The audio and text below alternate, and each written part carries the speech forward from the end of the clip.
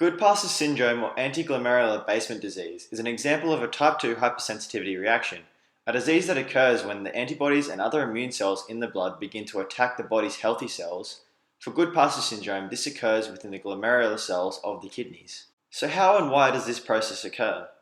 To answer this question, we must look at the pathogenesis of Goodpasture syndrome. Whilst we know that Goodpasture syndrome takes place within the glomerular cells of a kidney, we must look deeper to find where they are. Within each kidney, there are up to 1 million different filtration units called nephrons, which inside is a structure called a renal corpuscle that is made up of glomerular cells and the Bowman's capsule.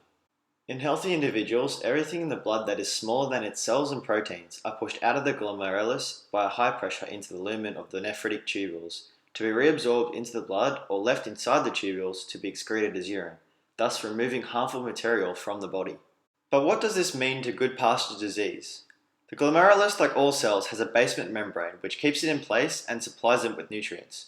However, because of the high pressure and concentration of harmful substances in the blood, degradation can occur in the membranes by breaking one of its main proteins called collagen.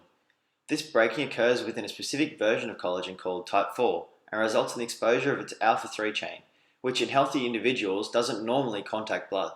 Consequently, some people that have antibodies for this protein identify these chains as non-self enemies and begin signaling for an immune response to create inflammation, which is generated through white blood cells called neutrophils.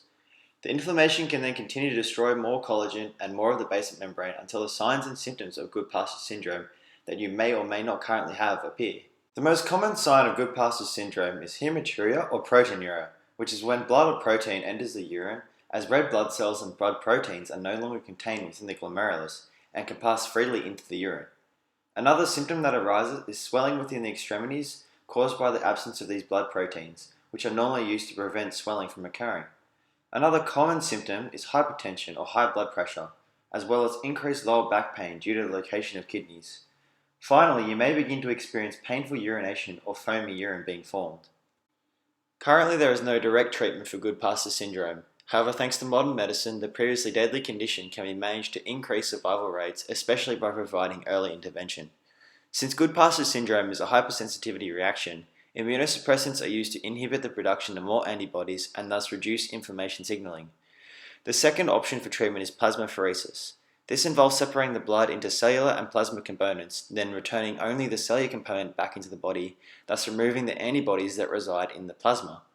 The third option is the organ transplantation, which is necessary when renal failure has begun, however cannot take place unless antibodies are first removed from the systemic blood flow.